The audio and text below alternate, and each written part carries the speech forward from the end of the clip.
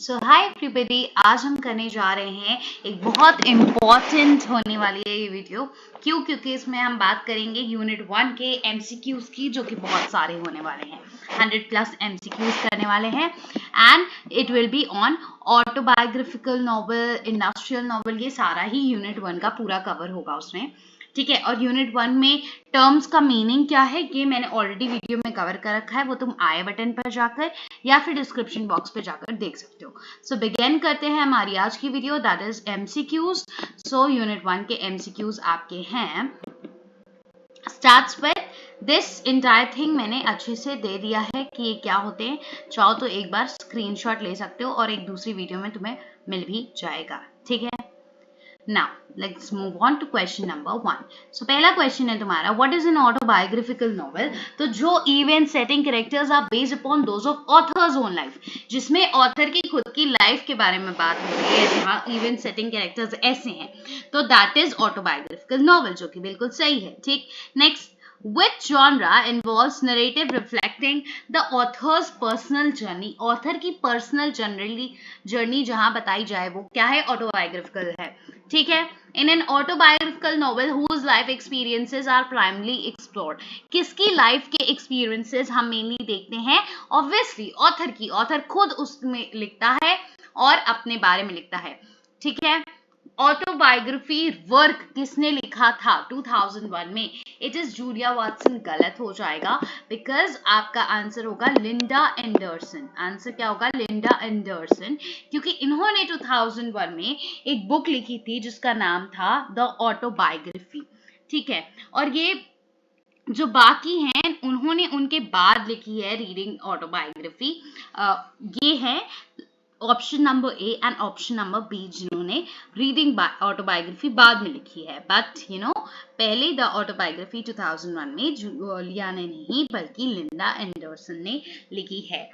That is option number D. So यहाँ option D correct है, बहुत ध्यान दे लेना। सीरीज जिसने ली है that should be very much clear कि आप क्या पढ़ रहे हो। एक बार आप क्रॉस चेक जरूर कर लो, ये वीडियो से भी, आप चाहो तो नेट से, इंटरनेट से, गूगल से, विकिपीडिया से, कहीं से भी अच्छी जहां आप रेलेवेंट सोर्स मानते हो वहां से एक बार रेड चेक जरूर कर लिया करो। What is the primary focus of an industrial novel? So obviously industrial novel क्या होती है? जो इंडस्ट्री जब बन रही थी उस वक्त का क्या सिचुएशन रहा, सोशल क्रिटिक, यही सब करता है, कल्चर, सोशल वैल्यूज और इंडस्ट्री के क्या क्या इफेक्ट रहे। So impact of industrialisation and social issues, option number C is correct. ठीक है। इसका अगर तुम्हें स्क्रीनशॉट लेना है, so let me just do it. Okay, ये तुम ले सकते हो स्क्रीनशॉट।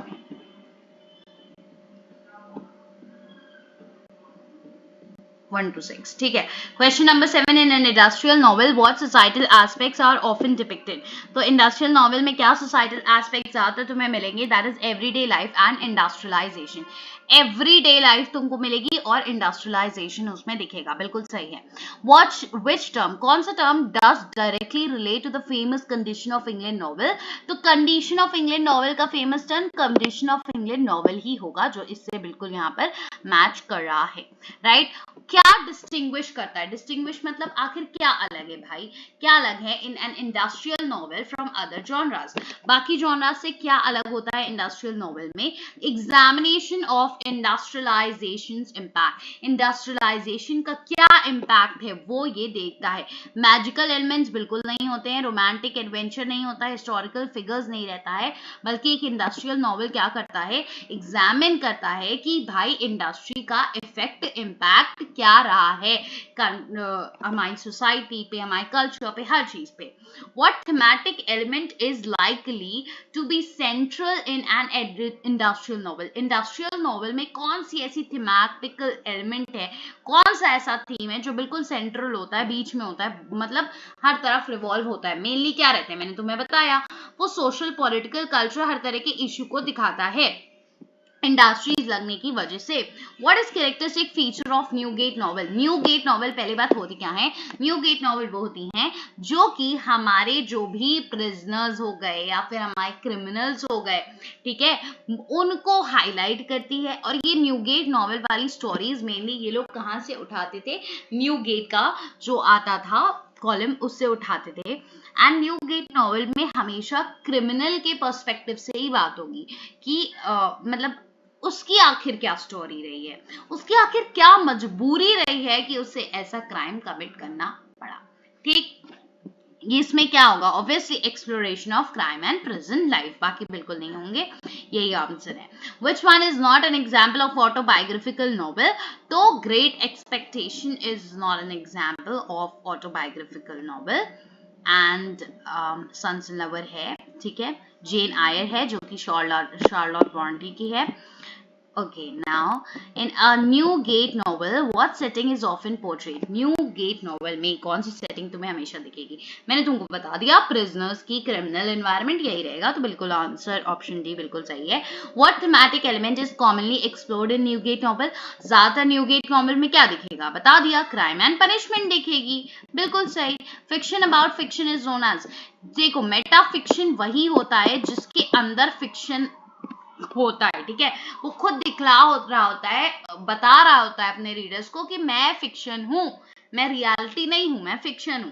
तो fiction about fiction is known as meta fiction. ठीक, in metafiction what might characters be aware of, characters को मेटाफिक्शन में क्या पता होता है? अब भी मैंने तुम्हें बताया, उन्हें पता होता है कि ये फिक्शनल एग्जिस्टेंस है इसकी, मैं फिक्शन हूं, ठीक है, तो देयर ओन फिक्शनल एग्जिस्टेंस के बारे में पता होता है, ये बिल्कुल सही है। Next, what distinguishes metafiction from other genres?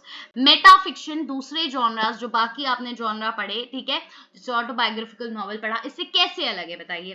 Characters aware of being a fictional work, characters को पता है कि ये क्या है, फिक्शनल वर्क है, तो ये बिल्कुल सही है। Now what is a common theme in metafiction? Metafiction में तुम्हें ज्यादातर इंपॉर्टेंट कॉमन थीम क्या मिलेगी? Commentary on story telling and fiction. Commentary किस बात पर हो रही है? स्टोरी टेलिंग पे और फिक्शन पे। मेटाफिक्शन है तो फिक्शन वर्ड जरूर है। Metafiction what might the narrative often reflect upon? जो मेटाफिक्शन नरेटिव है ये ज्यादातर क्या दिखाता है आपको, क्या दर्शाता है? तो ये क्या दिखाता है आप बताइए? क्या हिस्टोरिकल इवेंट्स दिखाता है? नहीं। कैरेक्टर की पर्सनल लाइफ के बारे में बात करिए? नहीं, ये तो ऑटोबायोग्राफिकल नॉवल करती है ना। Its own status is a work of fiction, बिल्कुल सही, ये खुद एक फिक्शन है, ये बताता है। What is a defining characteristics of Condition of England novel? Condition of England novel में क्या था? अब पहले ये समझ लो, फिर सारे क्वेश्चंस का आंसर दे लोगे आराम से। Condition of England novel में ये होता है कि उस वक्त की कंडीशन, विक्टोरियन टाइम की मेनली, क्या 19th सेंचुरी की कंडीशन रही है, कैसी सोशल, पॉलिटिकल, कल्चरल, क्या वैल्यूज रही हैं, क्या चीजें रही हैं, पूरी कंडीशन के बारे में बात होती है। ठीक, वहां के इश्यूज हों, कुछ भी हो, सबके बारे में बात होगी। तो उसका मेन कैरेक्टर क्या है? Examination of social political issues in the 19th century England, बिल्कुल सही हो जाएगा, ऑप्शन सी। देन 21 का, during which period was the condition of England novel publish? किस पीरियड में पब्लिश हुई थी? अभी मैंने तुम्हें बताया विक्टोरियन इंग्लैंड में होगी, बिल्कुल सही answer. Now, in which kind of fiction fabulous or fantastical events बिल्कुल include होंगे? Fantasy novel. Now you'll be like कि ये तो हमारे उसमें लिखा नहीं है, बट आपको ऐसे इर्द गिर्द क्वेश्चंस का भी ध्यान रखना है, जरूरी नहीं है कि हर चीज जो मेंशन है वही आए, ठीक है। तो फैंटेसी नॉवल में फिक्शन, फैब्यूलस और फैंटास्टिकल बड़े अच्छे एलिमेंट्स का प्रयोग होता है। Question 23, which literary movement, कौन से literary movement is often associated with the condition of England novel? Condition of England novel obviously क्या दिखाता है? आपका realism, वो कोई romanticism नहीं दिखा रहा है, वो क्या दिखा रहा है? वो realism को portray करता है। और gothic तो तुम्हारा चला जाता है भूत की बातें, तो यहाँ तो हम realistic बात कर रहे हैं, right? So it is realism जो इससे बिल्कुल related है और associated movement है, बिल्कुल ध्यान रखना। Question number 24, what is the defining feature of saga novel? Saga novel का डिफाइनिंग फीचर क्या है? Spans multiple generation and explores family saga, ये है आंसर। क्यों है आंसर? क्योंकि समझ लो सागा नॉवल क्या होती है, जो आपकी बहुत पहले की जनरेशंस की बात कर रही हो, किसी एक फैमिली को उठाकर उसकी जनरेशन की बात करती है। फिर अगर कहीं भी जनरेशन की बात हो रही है तो तुम्हें ये बहुत ध्यान रखना है कि वहां की जनरेशन ट्रॉमा की बात जरूर हो रही होगी। जनरेशन से क्या पास हो सकता है? ड्रामा पास हो सकता है, कोई लेगेसी पास हो सकती है कि हाँ इस फैमिली की कोई बढ़िया लेगेसी रही है, ठीक है, वो पास हो सकती है, कोई ट्रॉमा चल रहा है वो पास हो सकता है, कोई ना कोई डिजीज पास हो सकती है, तो कुछ भी ऐसा जो मल्टीपल जनरेशन से चलता चला रहा है किसी पर्टिकुलर फैमिली में, वो है सागा नॉवेल डिस्कस करता है। ठीक, in a saga novel what is often the central theme? Central theme saga novel में क्या होगी तुम बताओ? लव एंड रोमांस होगी? बिल्कुल नहीं। पॉलिटिकल इंट्रिग्यू होगी? पॉलिटिकल कहां से आ गया जब फैमिली की मेनली बात हो रही है? तो फैमिली एंड जनरेशनल डायनामिक्स, बिल्कुल सही हो जाएगा। Next, what distinguishes a saga novel from other genre? बाकी जॉनरा से जाके ऑटोबायोग्राफिकल हो गया तुम्हारा, ऑटोबायोग्राफिकल नॉवेल, ऑटोबायोग्राफिकल फिक्शन और बाकी चीजों से, बायोग्राफिकल से, इस सबसे कैसे अलग है सागा नॉवल? सागा नॉवल क्या करता है? स्पैन करता है मल्टीपल जनरेशंस को। बाकी ऑप्शन क्यों गलत है? बिकॉज क्या उसमें मैजिकल एलिमेंट्स होते हैं? नहीं, मैजिकल एलिमेंट्स तुम्हारे रियलिज्म में होते हैं, जो कि आगे डिस्कस करेंगे अभी। फोकस ऑन रोमांटिक एडवेंचर्स, बिल्कुल नहीं। क्राइम और प्रिजन में, क्राइम और प्रिजन लाइफ, अब तो मैं इसका आंसर दो कमेंट में। एक्सप्लोनेशन ऑफ, जहां पर आप एक्सप्लोर कर रहे हो क्राइम और प्रिजन लाइफ को, वो कौन सी नॉवल होंगी? अभी अभी तुमने पढ़ा है ऊपर ही कि कौन सी नॉवल में हम क्राइम को बहुत ज्यादा देखते हैं, वो करते हैं, कौन सा है वो? ओके, आप आंसर दो, तब तक लिखो, तब तक मैं नेक्स्ट आंसर दे रही हूँ, उसके बाद क्वेश्चन देख रही हूँ, फिर बताती हूँ answer. The Old Bailey novel is also known as, Old Bailey novel को और क्या कहते हैं? न्यू गेट नॉवल को ओल्ड बैले नॉवल कहते हैं। बहुत इंपॉर्टेंट क्वेश्चन, ठीक है। न्यू गेट नॉवल को और क्या कहते हैं? बैले नॉवल कहते हैं। And to your surprise, okay, इसका आंसर भी क्या होगा? न्यू गेट नॉवल होगा, जो कि किसको? क्राइम और प्रेजेंट लाइफ को ध्यान देता है। तो जो ऊपर करते आ रहे हैं वो भूलते नहीं जाना है, याद रखना है। न्यू गेट नॉवल क्या होती है? जो एक्सप्लोर करती है क्राइम और प्रेजेंट लाइफ को। ऑटोबायोग्राफिकल नॉवल क्या होती है? जो ऑथर खुद लिख रहा है, लेकिन वो ऑटोबायोग्राफी से कैसे अलग होती है, ये क्वेश्चन भी आ सकता है। तो वो ऐसे अलग होती है कि उसमें कुछ फिक्शनल एलिमेंट्स भी होते हैं विद रियलिटी और फिक्शनल एलिमेंट का दोनों को ब्लेंड किया जाता है, ठीक है। तो ये ऑटोबायोग्राफी में नहीं होता। What type of narrative structure is common in saga novel? Saga novel में कौन सा नरेटिव स्ट्रक्चर ज्यादातर तुमको मिलेगा? इसमें दिया हुआ है मल्टीपल पर्सपेक्टिव। ये answer is kind of correct, लेकिन non linear story telling with flashback क्या इसमें होता है? आप बताइए, क्या एक सागा नॉवल जो चल रही है उसमें कैसा रहता है? सो इसका लीनियर स्टोरी टेलिंग रहता है। ये ऑप्शन भी आपका कहीं ना कहीं सही बैठता है। एंड मल्टीपल पर्सपेक्टिव तो इसमें भी सही बैठता है। सो इट्स लाइक दैट दोनों ऑप्शन कहीं ना कहीं सही बैठने हैं। बट जब आपसे नरेटिव स्ट्रक्चर पूछ रहा है, तो एक स्ट्रक्चर की बात हो रही है, देन आई बिलीव आपको एक स्ट्रक्चर में लीनियर या नॉन लीनियर बताना ज्यादा सही रहता है, ठीक है। So yeah, this question is kind of confusing. तो इस वजह से ऐसे टाइप के क्वेश्चन मिले अगर जो कंफ्यूज हो, तो आपको सिर्फ 75 करने रहते हैं आउट ऑफ 100। सो ऐसे क्वेश्चन मत अटेम्प्ट करो जिसमें हो सकता है कि गड़बड़ हो जाए। वैसे तो स्ट्रक्चर पूछे तो आपको लीनियर है, नॉन लीनियर है, ऐसी चीजें ही बतानी चाहिए, राइट? पर्सपेक्टिव तो नहीं पूछा है। Which literary term is often associated with saga novels? Long epic narrative। कौन सा लिटरेरी टर्म उससे related? Obviously long epic narrative, उन्होंने खुद ही बता दिया। एपिक जिसमें जैसे हीरोइक बात हो रही है, लॉन्ग है जो कि बहुत ज्यादा। What is a defining feature of magic realism in literature? Magic realism का बहुत इंपॉर्टेंट मेन फीचर कौन सा होता है? अब पहले ये समझो मैजिक रियलिज्म होता क्या है। जब आप रियलिटी में, रियल लाइफ की, रोज की दुनिया में, डेली लाइफ में या स्टोरी में अपने मैजिक को भी ब्लेंड कर देते हो, जोड़ देते हो, और वो कहीं से भी ऐसा नहीं लगता है कि हाँ ये मैजिक, ये जादू, ये झूठ है। नहीं, वो रियलिटी के साथ मिक्स होकर इंसान को, जो रीडर है, उसको सच लगने लगता है, ठीक। तो डिफाइनिंग फीचर इसका क्या होगा? अब तुम बताओगे। फोकस ऑन रोमांटिक रिलेशनशिप, बिल्कुल नहीं। Inclusion of elements that blend seamlessly with the real world, जो रियल वर्ल्ड के साथ ब्लेंड हो जाते हैं, बिल्कुल यही आंसर होगा। क्राइम एंड प्रिजन वाला तुम्हें पता है बहुत अच्छे से, न्यू गेट नॉवल होगा। मिथिकल एलिमेंट्स में वो ये नहीं होगा, मिथिकल एलिमेंट्स नहीं होंगे। In magic realism where do fantastical elements usually occur? Magic realism बहुत ही फैंटास्टिकल एलिमेंट्स कब होते हैं? यूजुअली कब होते हैं? मैंने तुम्हें बताया ना, डे टू डे लाइफ में, रियलिस्टिक सेटिंग में जोड़ देंगे। ये देखिए answer, Now, what distinguishes magic realism from other genres? Magic realism बाकी genres से कैसे अलग है? तो because it is seamless interaction of magical and real elements, जो कि बाकी genre में नहीं होता. In magic realism, how do characters typically react to magical occurrences? कि जो magical occurrence हो रही है, इसमें character कैसे react कर रहा है? जैसे कि कुछ बड़ी बात नहीं है, मैंने तुम्हें बताया ना कि बिल्कुल ऐसे ब्लेंड हो जाता है कि हाँ ये रोजमर्रा जिंदगी की सच्चाई है. इट इज नॉट समथिंग कि अरे ये जादू है, ये फेक है, ऐसा कुछ नहीं. बिल्कुल as if they are everyday events, ऐसे वो ब्लेंड हो जाती है. सिंपल बात लगती है. रोज की which literary movement, question 34, which literary movement is often associated with magic realism? magic realism से कौन सा movement बहुत ज्यादा associated है? It is surrealism. ठीक है. Now next question is what character the stream of क्या characterize करता है stream of consciousness narrative technique को?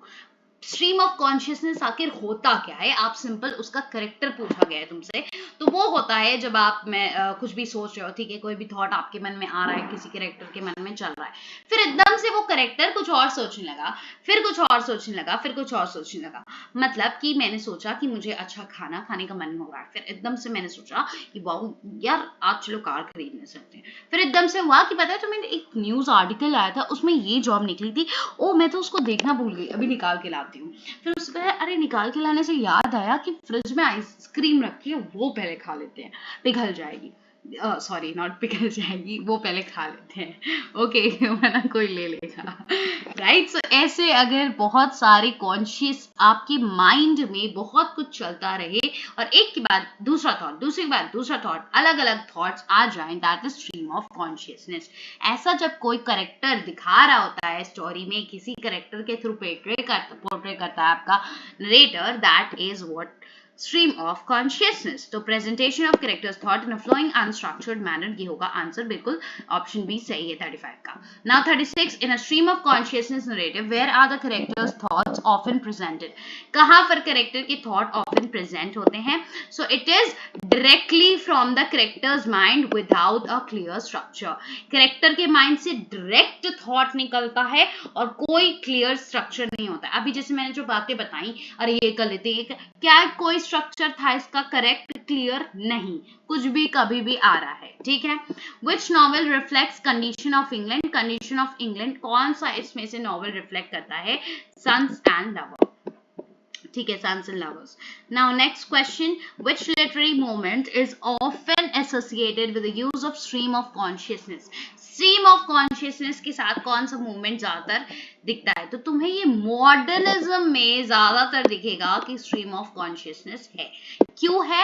बिकॉज ये वॉर्स का टाइम था, वर्ल्ड वॉर का टाइम था.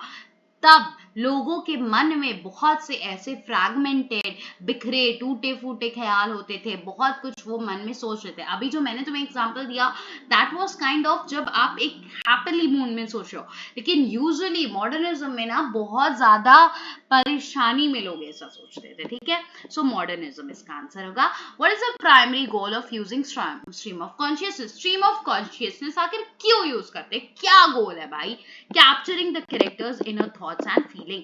कैप्चर करना कैरेक्टर के हमारे इनर थॉट्स और फीलिंग को. ठीक है, बिल्कुल सबको क्लियर हो गया होगा. नंबर 40 है आपका, इंटीरियर मोनोलॉग में क्या होता है? क्या प्राइमरी फोकस रहता है? किस पे रहता है बताइए.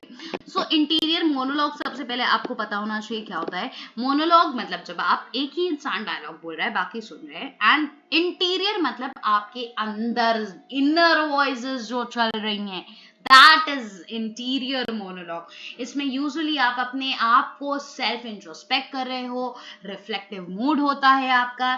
ठीक है. So on the characters inner thoughts and reflection, character के अंदर के थॉट्स और रिफ्लेक्शन को दिखा रहा है. इंटीरियर मोनोलॉग मेनली फोकस करता है. बिल्कुल सही. Number 41, what distinguishes interior monologue from other narrative styles? क्या अलग है इंटीरियर मोनोलॉग में बाकी स्टाइल से? ये एम्फसाइज करता है किस पर एम्फसाइज कर रहा है? क्या ये थर्ड पर्सन ऑमनिसेंट नरेटिव नरेशन है? क्या ये लीनियर एंड क्रोनोलॉजी में एक स्टोरी चल रही है?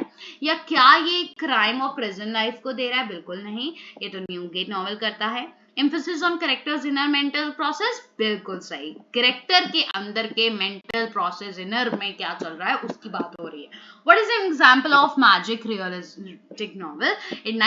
Midnight's Children। इसमें ना बहुत ही अच्छे से ब्लेंड की गई है रियलिटी को और उसको कि जो बच्चे पार्टीशन के वक्त पैदा हुए थे उनके थ्रू दिखाया गया है। ठीक है, बहुत ही अच्छे से मैजिक और रियलिज्म को जोड़ा गया है, रियलिस्टिक लाइफ को जोड़ा गया है और मैजिक को इस तरह लाया गया है कि आपको बिल्कुल लगेगा नहीं कि क्या ही अलग हो गया है। सो क्वेश्चन नंबर 43 और बहुत ही इंपॉर्टेंट एग्जाम्पल है सलमान रुश्दी का, ये है मिडनाइट चिल्ड्रन बुक। ठीक है, what defines a graphic novel? एक ग्राफिक नॉवल वो होती है जिसमें पिक्चर्स या फिर कार्टूनिश टाइप इमेजेस के थ्रू आपको दिखाया जाता है, जैसे तुमने कॉमिक बुक्स पढ़ी होंगी बचपन में। ठीक है, तो combination of story telling with visual art often in a comic book style, यही है आंसर जो मैंने अभी तुम्हें समझाया भी। इन अ ग्राफिक नॉवल कैसे बाकी नॉवल से कैसे ग्राफिक नॉवल अलग है, सबके बारे में यही मेनली पूछा जा रहा है कि कैसे ये अलग है। सो ये ऐसे अलग है कि एक बैलेंस है विजुअल आर्ट का, विजुअल आर्ट भी तुम्हें दिख रही है और उसमें नरेटिव टेक्स्ट भी है, टेक्स्ट के साथ तुमको एक विजुअल आर्ट का बहुत ही प्यारा सा बैलेंस दिख रहा है। क्वेश्चन ये वाला भी बिल्कुल नहीं होगा क्योंकि क्या सोलिली का मतलब होता है अकेला, क्या अकेला विजुअल एलिमेंट्स है टेक्स्ट के बिना? बिल्कुल नहीं, गलत। Through extensive prose and minimal visuals, visuals बहुत कम और खूब सारा प्रोज, प्रोज ही प्रोज, बिल्कुल नहीं। एक बढ़िया सा परफेक्ट बैलेंस बनाया हुआ है विजुअल आर्ट और नरेटिव टेक्स्ट का। थ्रू कॉम्प्लेक्स, बहुत कॉम्प्लेक्स डायलॉग, मोनोलॉग, बिल्कुल नहीं। सो ऑप्शन सी सही है 44 का। 45 what distinguishes a graphic novel from traditional novel? Graphic novel traditional novel से बिल्कुल अलग कैसे होती है बताइए? क्योंकि इसमें ज्यादातर आपका रिलायंस होता है विजुअल एलिमेंट्स का, विजुअल एलिमेंट का बहुत इंपॉर्टेंट रोल होता है स्टोरी टेलिंग में, ये आप इसके ड्रॉबैक में भी लिख सकते हो। ठीक है, सो कौन सा literary term is often associated with format of graphic novel? अभी बात हुई ग्राफिक नॉवल की, तो उस ग्राफिक नॉवल में कौन सा लिटरेरी टर्म है जो एसोसिएटेड है? आंसर होगा पैनल। हाइकू बिल्कुल नहीं होगा, ये चाइनीज का होता है। ठीक है, सोनेट तुम्हें पता ही है भाई, पोएम होती है। ठीक है, तो ये सब बिल्कुल नहीं होगा, आंसर पैनल है। In addition to traditional genres what diverse range of themes can graphic novel explore? बाकी ट्रेडिशनल जॉनरा जो होते हैं उनके एडिशन में कौन सी अलग सी थीम्स हैं, बहुत बड़ी सी अलग सी, जिसे ग्राफिक नॉवल एक्सप्लोर कर सकता है? सो एनी थीम, कोई भी theme included complex and mature topics, जिसमें कॉम्प्लेक्स और मैच्योर टॉपिक्स हों, ऐसी थीम, कोई भी थीम ये एक्सप्लोर करता है। ठीक, What characterizes mythological fiction? Mythological fiction तुम्हें पता है, mythological work तुम्हें पता है क्या होते हैं। हमारी रामायणा mythological मानी गई है। So it's like कि जब ऐसी आप कोई भी ऐसी mythological story को आप फिक्शन यानी कि इमेजिनरी से जोड़ दो, उसे कहेंगे मैथोलॉजिकल फिक्शन। ठीक, सो आंसर इसका क्या? Linear and structured story telling होगा। Presentation of characters thoughts in flowing unstructured manner होगा। बताइए क्या होगा? कैरेक्टर का थॉट जो फ्लोइंग में चल रहा है अनस्ट्रक्चर्ड मैनर में, वो क्या होता है? स्ट्रीम ऑफ कॉन्शियसनेस होता है, तो ये तो बिल्कुल नहीं होगा। Exploration of crime and prison life क्या हो सकता है बताइए? इसका आंसर न्यू गेट नॉवल होगा, बिल्कुल नहीं होगा। Inclusion of elements from myths and legends, हम लोग कौन से एलिमेंट डालते हैं इसके अंदर? मिथ और लेजेंड के, बिल्कुल सही। जिसमें मिथ्स के और लेजेंड्स के नाम हो या उनका कुछ एलिमेंट जुड़ा हो, ऐसा फिक्शन। ठीक है, which novel focuses on the social economic implications of industrialisation? Industrialisation जो हुआ उसके सोशल इकोनॉमिक इम्पैक्ट, इम्प्लीकेशंस मतलब इम्पैक्ट कैसा पड़ा, उसके बारे में जो डिस्कस करता है वो कौन होता है? इंडस्ट्रियल नॉवल होता है, हम ऑलरेडी पढ़ चुके हैं। Who distinguishes mythological fiction from other genres? What distinguishes? ठीक है, तो क्या डिस्टिंग्विश कर रहा है? मैथोलॉजिकल फिक्शन क्यों अलग है बाकी जॉनरा से? क्योंकि इसमें सीमलेस इंटीग्रेशन मतलब बहुत अच्छे से इंटीग्रेट मतलब जोड़ना, जोड़ा गया है किसको? मिथिकल एलिमेंट्स को नरेशन के साथ। यही था, मैंने बात कर ली पहले ही। So next question is question 51. Which literary term is often associated with the blending of myth and fiction? Myth और fiction में किसको जोड़ा जा रहा है बताइए?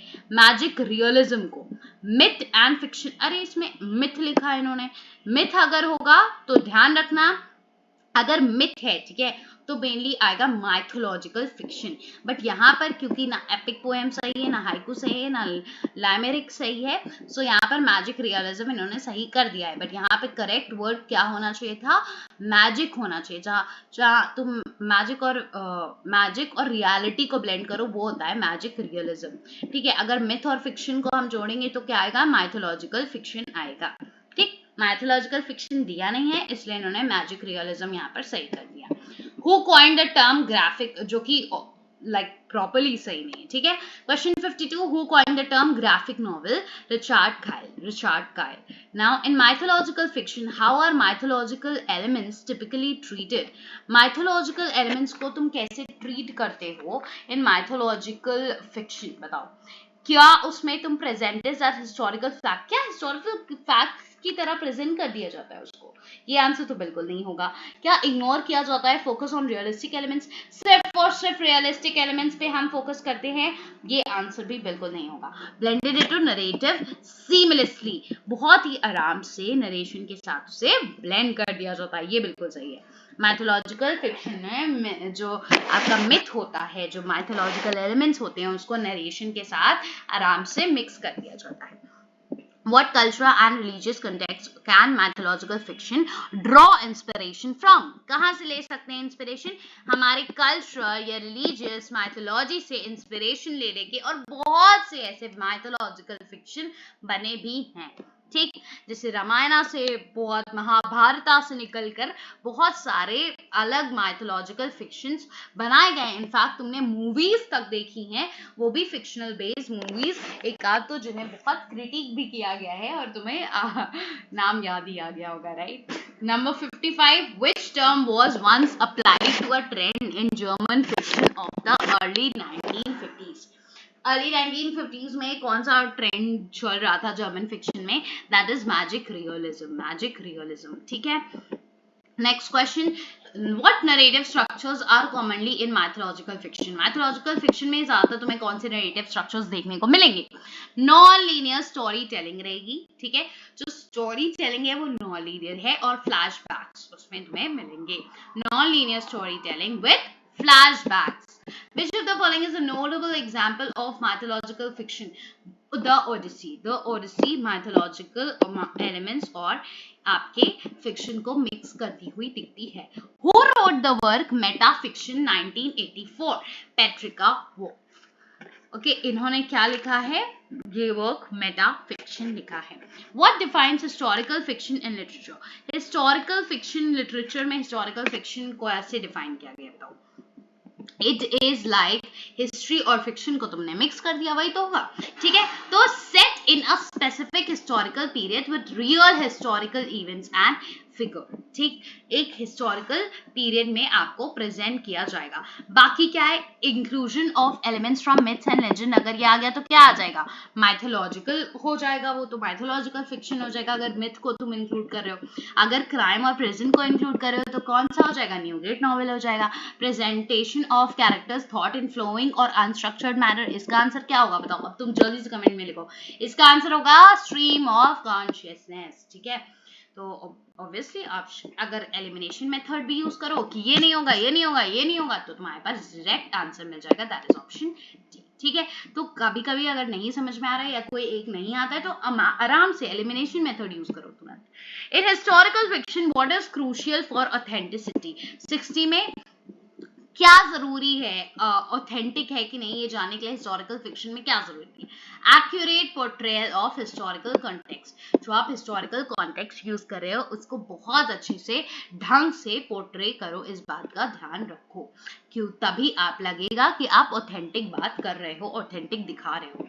Which novel showcases criminals life? कौन नॉवल है जो क्रिमिनल के बारे में बताता है? 10 बार ये क्वेश्चन आ चुके हैं। It is Newgate novel. Which literary technique, question 62, which literary technique is often employed in historical fiction to bring the past to life? Past को life में लाने के लिए कौन सी लिटरेरी टेक्निक का यूज होता है हिस्टोरिकल फिक्शन में? It is dialogue based on historical records. Historical records के जो डायलॉग्स होते हैं हम वो यूज करते हैं, सो दैट जो पास्ट की इवेंट्स हैं वो आप प्रेजेंट में लाइफ ला सकते हैं। What is the potential challenge in writing historical fiction? Historical fiction में अच्छा मेन चैलेंज क्या आ सकता है, तुम खुद सोचो, क्योंकि lack of creative freedom due to historical facts हो सकता है। तुम्हें हिस्टोरिकल फिक्शन में फैक्ट्स तो भाई सही से लिखने पड़ेंगे, जैसे हमने यहाँ पे बात किया, जो डायलॉग लाओ वो हिस्टोरिकल रिकॉर्ड्स लाओ, तो तुम ना उसमें थोड़ा क्रिएटिविटी, अपनी क्रिएटिव फ्रीडम तुम्हारी थोड़ी कम हो जाती है कि खुद से क्रिएशन करके जो फिक्शन है वो थोड़ा सा कम कर पाते हो। In addition to providing entertainment देने के साथ साथ हिस्टोरिकल फिक्शन का और क्या पर्पस होता है? वेरी सिंपल भाई, offering insights into historical events and human experiences. Historical fiction entertain करने के साथ साथ क्या करता है? आपको बहुत अच्छे से हिस्टोरिकल इवेंट्स, ह्यूमन के क्या एक्सपीरियंसेस रहे वो दिखाता है। Question 65, what are common sub genres with in historical fiction? Historical fiction के अंदर और कौन से जॉनरास होते हैं? हिस्टोरिकल फिक्शन के अंदर होता है हिस्टोरिकल रोमांस जॉनरा, ठीक है। Now question number next 66, which of the following is a notable example of historical fiction? Historical fiction का कौन सा बहुत इंपॉर्टेंट एग्जांपल है? That is the pillars of the earth, the pillars of the earth. Okay, now let's move on to question 67, which term is often loosely used as synonym for stream of consciousness? stream of consciousness की जगह और तुम क्या use कर सकते हो बताओ, इसकी जगह कौन सा वर्ड यूज कर सकते हो? मेटा फिक्शन क्या होता है बताओ? जब फिक्शन के अंदर फिक्शन हो तो क्या ये स्ट्रीम ऑफ कॉन्शियसनेस है? बिल्कुल नहीं। इंटीरियर मोनोलॉग क्या होता है? जब आपके ही अंदर कुछ चल रहा हो और आप अकेले में खुद में आप बोल रहे हो, दैट इज इंटीरियर मोनोलॉग। तो इसको हम थोड़ा सा ले सकते हैं, एलिमिनेशन मेथड का यूज करो। ग्राफिक नॉवेल हो सकता है, ग्राफिक नॉवेल में कार्टूनिश इमेजेस लगाना और नरेशन को एक साथ ब्लेंड करना तो नहीं हो सकता भाई। स्ट्रीम ऑफ कॉन्शियसनेस तो नहीं हो सकता ना। सागा नॉवेल क्या होता है? जो फैमिली के पूरे जनरेशन के बारे में बात करता है, तो इसका सिनोनिम कौन हो सकता है?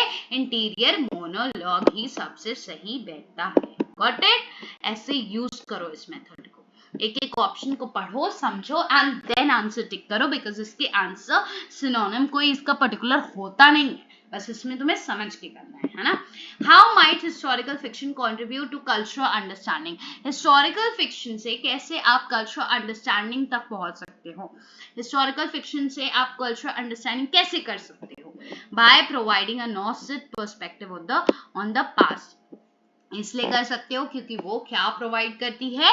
एक बहुत ही अच्छा पर्सपेक्टिव पास्ट का बताती है, कि पास्ट में जो हुआ उसका हम पर्सपेक्टिव बताते हैं कि हमारा पर्सपेक्टिव उस पे क्या है। Who raised the condition of England question in Chartism 1839? किसने रेज किया था? That is Thomas Carlyle. Thomas Carlyle. Now next 70, what is another term? कौन सा दूसरा टर्म है जो कॉमनली यूज होता है कंडीशन ऑफ इंग्लैंड नॉवेल्स की जगह? That is industrial novels. क्या रोमांटिक नॉवेल्स होगा? बिल्कुल नहीं, क्योंकि विक्टोरियन टाइम पे रोमांटिक कैसे हो सकता है? गॉथिक नॉवेल भूत की बातें कर रहे हैं? बिल्कुल नहीं। हिस्टोरिकल नॉवेल हिस्ट्री की बात कर रहे हैं। सो कंडीशन ऑफ इंग्लैंड नॉवेल में तुम इसे कहीं ना कहीं सोचोगे कनेक्ट हो रहा है, बट तुम बहुत ध्यान से देखोगे तो इंग्लैंड की कंडीशन ऑफ इंग्लैंड नॉवेल किसके बारे में बात कर रही है? विक्टोरियन टाइम की, जब क्या हो रहा था? इंडस्ट्रियलाइजेशन की बात करिए, ठीक है, 19th सेंचुरी की बात करिए, so obviously it is industrial novels. Now question 71, which ideology dominated? कौन सी आइडियोलॉजी सबसे ज्यादा डोमिनेट कर रही थी early Victorian England and served as a basis for social concerns on condition of England novel? तो इसका आंसर होगा पैटर्नलिज्म ऑब्वियसली, जो आपका एक तरह से आप मेनली देखो पैटर्नलिज्म या आप मेनली देखो और जो अभी तक that is our main dominant society उस वक्त भी थी, ठीक। 72, who is a modern metafiction novelist? कौन है मॉडर्न मेटाफिक्शन नॉवेलिस्ट इनमें से? That is Laurence Sterne. Now what, ये तो क्वेश्चन ऐसा है कि भाई हाँ आपको डायरेक्ट याद करना है, सो समझने वाले क्वेश्चन में जरूर आप समझिए पहले। Question 73, what did the early Victorian condition of England novels aim to achieve with their focus on social concerns? क्या जब वो सोशली इंसान क्या समझ रहा है, सोच रहा है, इस पे क्या उन्होंने अचीव कर लिया इस पर फोकस करके, ठीक है। इम्पैक्ट जो दिखाते थे, कंडीशन ऑफ इंग्लैंड नॉवल उस टाइम का इम्पैक्ट दिखा रहा था ना, कंडीशन दिखा रहा था, क्या अचीव कर लिया उसने? एम्पैथी फॉर सोशल इनजस्टिसेस, क्या अचीव कर लिया? ये अचीव कर लिया कि कंडीशन ऑफ इंग्लैंड नॉवल दिखाता था कि कैसे फैक्ट्रीज और उसमें इंडस्ट्रीज में कैसे वर्कर्स काम कर रहे हैं, कैसे वो ज्यादातर घंटे काम कर रहे हैं, और प्रॉफिट मैक्सिमाइज करने की वजह से जो कैपिटलिस्ट लोग हैं वो लेबर क्लास या वर्किंग क्लास पर कितने ज्यादा जुल्म कर रहे हैं, किस कंडीशन में वो रह रहे हैं, ठीक है। कैसे सोशल इनइक्वालिटीज हैं, कोई दो चीजों में डिवाइडेड है हमारी सोसाइटी, एक जो हैव्स है, एक बिल्कुल हैव नॉट है, और जो रिच है वो रिचर हो रहे हैं, जो पुअर है वो पुअर हो रहे हैं। तो ये एम्पैथी फॉर सोशल इनजस्टिस, लोग इन नॉवेल को पढ़कर रियल कंडीशन जान पाते हैं और उनको क्या होता है, एक एम्पैथी फील होती है, हेल्प करें हम इन सोशल इनजस्टिस के खिलाफ हम लड़ें, ये सब सोच पाते हैं, ठीक है। Number 74, which of the following is not a common characteristic of industrial novel? Industrial novel में कौन सा कॉमन कैरेक्टरिस्टिक नहीं है? क्रिटिसिज्म ऑफ इंडस्ट्रियलिज्म बिल्कुल करते हैं भाई, इंडस्ट्रियलिज्म जो है उसको क्रिटिक करते हैं। Reproduction of upper class speech बिल्कुल नहीं, क्या वो दोबारा से वो जो अपर क्लास स्पीच देते हैं वैसा कुछ करते हैं? बिल्कुल नहीं। डिस्कशन ऑफ रिफॉर्म मूवमेंट्स बिल्कुल, जब आप ऐसी नॉवेल्स पढ़ोगे तो आपको वो दिखेगी डिस्कस करते हुए कि क्या हम रिफॉर्म्स ला सकते हैं, और लोग भी उसको पढ़कर सोचेंगे कि हाँ हमें कुछ रिफॉर्म लाने की जरूरत है।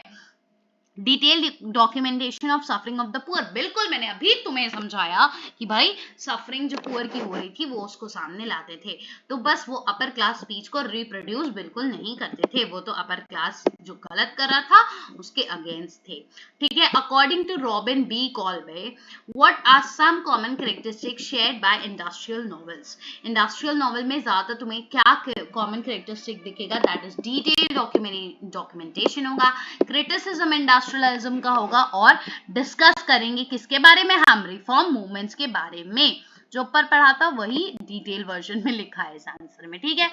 क्या mention, what, who is mention, कौन मेंशन है फीमेल राइटर जो कंट्रीब्यूट करती है early and Victorian condition of England novel में? That is Frances Trollope, Frances Trollope. So ये लर्निंग वाला पार्ट है, you have to learn Frances Trollope. Now 77, according to Michael Wheeler, what tendency did early condition of England novels have regarding the social effects? क्या Michael wheeler के according क्या tendency early condition of England novels में रहती है? Regarding किस चीज से? Regard में social effects of industrial novels, कि ये जो इंडस्ट्रियल नॉवेल्स है ना, इनका इंडस्ट्रियल रेवोल्यूशन है जो, ठीक है, इंडस्ट्रियल रेवोल्यूशन है, उसी की वजह से इंडस्ट्रियल नॉवेल आई थी, ठीक है। उनका क्या सोशल इफेक्ट रहा है? एग्जैगरेशन रहा है, क्या रहा है? एग्जैगरेटेड करके चीजें दिखाई गई हैं इंडस्ट्रियल रेवोल्यूशन में, ठीक है। Now, which novel is not mentioned in the list of canonical condition of England novel? कौन सी novel condition of England novel की नहीं है या नहीं रखी जा सकती? So that is pride and prejudice, pride and prejudice, because ये किसके बारे में बात करी है? विमेन प्रॉब्लम के बारे में मेनली है इसमें, राइट। व्हाट डिड अर्ली, या फिर और ऑब्वियसली इसका जो टाइटल सजेस्ट करता है, प्राइड, लड़का और लड़की दोनों का, हीरोइन हीरो दोनों का, एंड द प्रेजुडिस, जिसकी वजह से प्राइड, जिस प्राइड की वजह से दोनों एक दूसरे को एक तरह से प्रेजुडिस करते हैं, दैट इज मेनली लड़का। What did early Victorian condition of England novels calls for?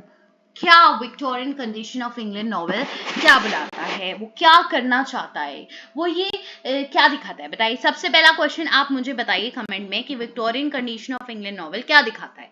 भाई कंडीशन दिखाता है इंग्लैंड नॉवेल की, क्या सोशल इंग्लैंड की उस टाइम पर 19th सेंचुरी के टाइम पर, विक्टोरिया के टाइम पर, सो क्या कर लेगा वो ये दिखाकर?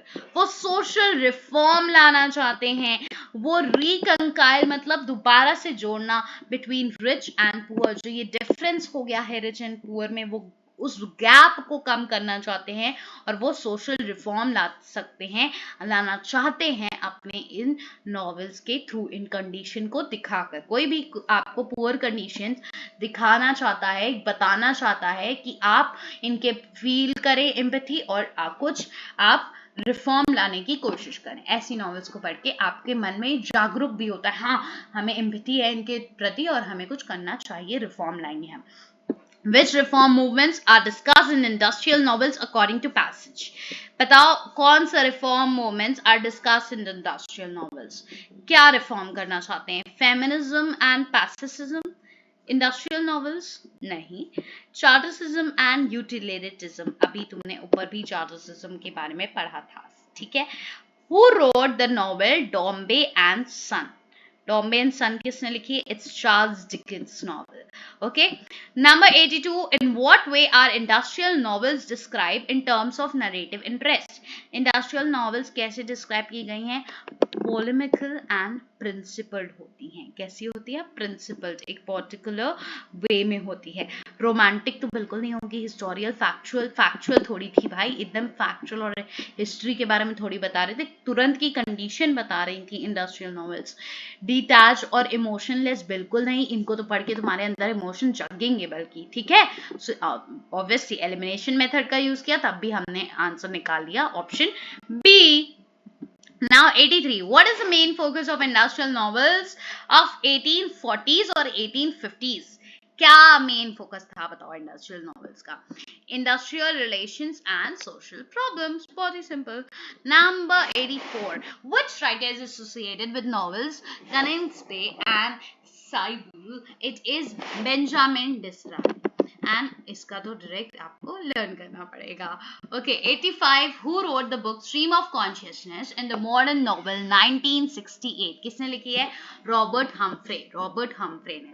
Who is mentioned as a writer of early Victorian female writers contributing to the condition of England novels? कौन है? फ्रांसिस ट्रूलोप। अभी इनका क्वेश्चन ऊपर भी आया था, ठीक है।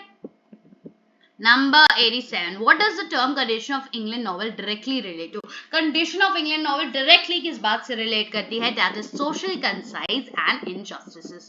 Socially आपको आपकी मन में क्या चल रहा है वो लाना चाहती है और आपको जागरूक करना चाहती है और injustices जो हो रहे हैं वो दिखाना चाहती है। What does social concise in early Victorian condition of novel rely on? किस पे rely करता था ये social concise जो आप सोच रहे हो? It relied on the paternalism. उस टाइम पे paternalism this one, right, paternalism था, ठीक है। I hope you have got this. Now paternalism था की बात हो चुकी है। According to the passage, what did early Victorian condition of England novels contribute to both 19th और 20th सेंचुरी में? क्या उन्होंने कंट्रीब्यूट किया है? बात साफ है भाई, रिफॉर्म्स लाए हैं और कलेक्टिव अवेयरनेस लेके आए हैं। Which novel is an example of saga novel in English? saga novel कौन सी होती है? जो जनरेशन से कुछ चला आता रहा है, that is Middlemarch। आंसर क्या होगा? Middlemarch, ठीक है। Sunset Levels तुम्हारी ऑटोबायोग्राफिकल नॉवेल्स में आएंगी। Interior monologue means, interior monologue का क्या मतलब होता है? Written representation of external word होगा? नहीं, एक्सटर्नल वर्ड के बारे में आप इंटीरियर बोल रहे हो और आप एक्सटर्नल कर रहे हो, तो इससे बड़ी बेवकूफी क्या होगी बताओ, है ना। अगर आपको नहीं भी पता है तो आप सोच के कर सकते हो। राइटर का रिप्रेजेंटेशन ऑफ अनदर थॉट्स, दूसरे थॉट के बारे में राइटर बता रहा है। ये राइटर का रिप्रेजेंटेशन ऑफ आउटर इवेंट, जहां आउटर हुआ तुरंत आंसर गलत, ठीक। Now writer representation of characters inner thought, character के इनर थॉट, अनदर के थॉट नहीं, दूसरे का थॉट थोड़ी बता रहा है। साफ लिखा है यहाँ इंटीरियर मोनोलॉग, इनर अंदर का, खुद का कैरेक्टर का थॉट होगा, ठीक। Next question, so option D सही हो गया तुम्हारा एलिमिनेशन मेथड से। Number 92, what distinguishes interior monologue from a dramatic monologue? ये कहां पर हो रहा है? इंटीरियर मोनोलॉग और ड्रामेटिक मोनोलॉग, मोनोलॉग तो चलो दोनों है यहाँ, एक इंसान मोनोलॉग मतलब एक इंसान कोई डायलॉग बोल रहा है, ठीक, समझ गए। लेकिन इंटीरियर और ड्रामेटिक मोनोलॉग में क्या डिफरेंस है? इंटीरियर और ड्रामेटिक में क्या डिफरेंस है? ये है कि एक जो इंटीरियर मोनोलॉग है वो इंसान के खुद के माइंड के अंदर चल रहा है, it takes place inside someone's mind, ठीक है। और ड्रामेटिक मोनोलॉग आपके एक जो लिसनर है उसके सामने बोला जाता है, ठीक। In stream of consciousness style writing, how are thoughts typically expressed? Stream of consciousness style writing में कैसे thoughts को express किया जाता है? As a series of, बहुत सारी series of unbroken spontaneous thoughts होते हैं कि आते जा रहे हैं. Spontaneous मतलब चलता ही जा रहा है, चलता ही जा रहा है. जैसे अभी मैंने तुम्हें एग्जाम्पल पूरा अच्छे से दिया भी है. 94. Which term is interior monologue made up of? किस टर्म से बना है interior monologue? It is made up of interior monologue only, है ना, या फिर आप इनसाइड ड्रामा ऑल्सो कह सकते हो, right? Now it is, what does the term monologue imply in the context of interior monologue? Monologue imply क्या करता है in the context of interior monologue? Monologue का मतलब क्या होता है? Unbroken series of lines containing characters words, ये होता है अगर आप बात कर रहे हो इंटीरियर मोनोलॉग की, क्योंकि आपके अंदर अंदर जो चल रहा है वो बहुत ही अच्छे मायने में, मैंने तुम्हें बताया ना, बहुत अच्छे में उस वक्त मॉडर्न टाइम में नहीं लिया जा रहा है. दैट इज अनब्रोकन सीरीज जो चल रही है, तुम्हारे कैरेक्टर के वर्ड्स जो निकल रहे हैं, ठीक है, जो चल रहा है तुम्हारे माइंड में. How might some writers use interior monologue to move the plot forward? Question answer D होगा, that is focusing on coherent thoughts structured for plot development. क्या राइटर यूज क्यों कर रहा है इंटीरियर मोनोलॉग? क्योंकि ये फोकस करना चाह रहा है कि बार बार कोहेरेंट थॉट्स क्या आ रहे हैं और इससे क्या होता है, आपका प्लॉट का एक बढ़िया सा डेवलपमेंट होता है. ठीक. 97. What is stream of conscious? Stream of consciousness क्या होती है? क्या बताने की जरूरत है ना? Very easy. Spontaneous overflow of feeling. Option A. 98. What might be the focus of interior monologue that aims to teach the reader something about the character? Coherent और स्ट्रक्चर्ड थॉट्स होते हैं. कैसे थॉट्स होते हैं? कोहेरेंट और structured thought होते हैं. External event के बारे में बात होगा क्या इंटीरियर मोनोलॉग में? नहीं. इंटीरियर एक्सटर्नल दोनों बात ही भाई बिल्कुल अपोजिट होगा, नहीं होगा. ड्रामेटिक परफॉर्मेंसेस के बारे में बताएगा क्या? नहीं, है ना. कोहेरेंट और स्ट्रक्चर्ड थॉट के बारे में बताएगा ना करेक्टर के. पासिंग थॉट्स और इमोशंस के बारे में बताएगा? नहीं. हमने अभी बात की है दैट पासिंग थॉट्स के बारे में बताएगा. Okay. In which novel stream of consciousness technique was not used? Stream of consciousness उनमें से किस में नहीं यूज हुई है? That is hard times. Okay, now next question, number 100. How does an interior monologue differ from a dramatic monologue? Interior monologue और dramatic monologue में क्या difference होता है? In term, question तो अभी ये ऊपर भी था, लेकिन यहाँ question में बढ़ोतरी ये हुई है कि in terms of audience reception, audience कैसे उसको receive कर रही है ना, उसको perceive कर रही है, उसमें क्या difference है दोनों में? तो पढ़ लो पहले पूरा. इंटीरियर मोनोलॉग क्या परफॉर्म किया जाता है? फॉर एवरीवन टू हियर, कि हर कोई सुन सके. इंटीरियर मोनोलॉग क्या हर कोई सुन सके इसलिए होता है? बिल्कुल नहीं. ऑप्शन यही गलत हो जाएगा. वाइल ड्रामेटिक मोनोलॉग प्राइवेट में होता है? नहीं, मैंने अभी तुम्हें ये समझाया. ड्रामेटिक मोनोलॉग जो होता है वो सबके सुनने के लिए होता है, वाइल इंटीरियर मोनोलॉग प्राइवेट में इंसान के मन में चल रहा है. इंटीरियर का मतलब ही है अंदर. ठीक, ऑप्शन भी सही हो जाता है. फिर बाकी भी देख लो. Both interior and dramatic monologues क्या प्राइवेट होते हैं? नहीं, दोनों प्राइवेट नहीं होते हैं, बिकॉज ड्रामेटिक प्राइवेट नहीं होता. Both interior and dramatic monologues are perform for everyone to hear. नहीं, दोनों सबके लिए सुनने के लिए नहीं होते हैं. ठीक है, तो ऑप्शन बी बिल्कुल सही हो जाता है कि इंटीरियर अंदर एक इंसान खुद प्राइवेट में बोल रहा है, ड्रामेटिक मोनोलॉग सबके सुनने के लिए होते हैं. वो बोलता एक्चुअली एक लिसनर से है और सब सुन रहे होते हैं, बाकी लोग रीडर्स. ठीक है. What defines interior monologue in literature? Interior monologue क्या होता है? एक continuous flow of characters, unfiltered thought, character के अनफिल्टर्ड थॉट को दिखाया जाता है. ठीक है. वैसे यहाँ पर कोहेरेंट था, ठीक था इंटीरियर मोनोलॉग का, है ना. What might be the focus of an interior monologue that aims to teach the reader something about the character? So structured thought की जगह अगर अनस्ट्रक्चर्ड हो तो दैट इज मोर बेटर. या passing thoughts and emotions is also better, right. Coherent तो सही है चलो, लेकिन structured thought is somewhat wrong. Okay.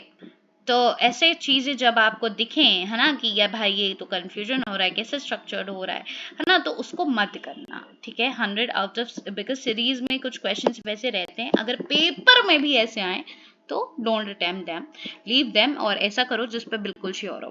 What defines interior monologue in literature? Interior monologue literature में कैसे, कौन डिफाइन करता है? बताओ क्या डिफाइन करता है?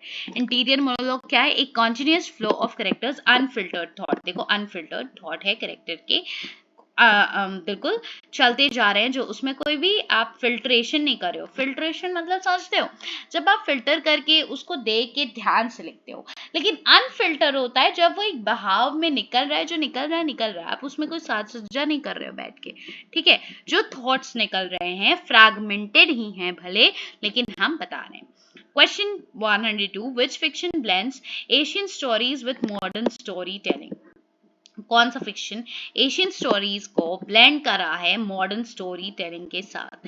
दैट इज माइथोलॉजिकल फिक्शन, ठीक है। एशियन स्टोरीज मतलब पुरानी जो मिथ होती हैं या पुरानी जो स्टोरीज होती हैं उनको मॉडर्न स्टोरी टेलिंग के साथ जोड़ा है। और बाकी यहाँ ऑप्शन मेटा फिक्शन बिल्कुल नहीं होगा। फिक्शन में फिक्शन मेटा फिक्शन होता है। सागा जब आप जनरेशन की बात करते हो, ग्राफिक जिसमें आप थोड़ा ऐसा विजुअल इमेज और नरेशन को जोड़ते हो, कार्टूनिश में यूज होता है।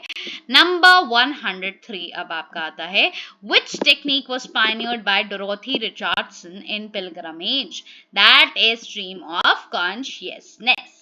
Okay, stream of consciousness technique इन्होंने निकाली थी डोरोथी रिकार्डसन ने, ठीक है। अब तुमको अगर ऐसा, ये हमारे कंप्लीट होते हैं 100+ MCQs एंड ये रहा, और तुमने टर्म्स के मतलब समझ लिए, ठीक है। तो उससे रिलेटेड कोई भी टर्म होता है, ये क्या होता है, ये इसमें क्या होता है, इसमें करेक्टर क्या होते हैं, इसमें थीम क्या होती है, तुम आराम से सबका जवाब दे लोगे। सो एक बार अगर तुम्हें स्क्रीनशॉट लेना है तो मैं स्टार्ट से दिखा देती हूँ। Just take the screenshots for further practices, ठीक है। या सो these are your units। ये तुम्हारा हो गया नॉवल क्या होती है, ठीक है। सागा नॉवेल्स, सारे नॉवेल्स क्या हैं? Then this is your multiple choice question, question number 6 तक पूरा।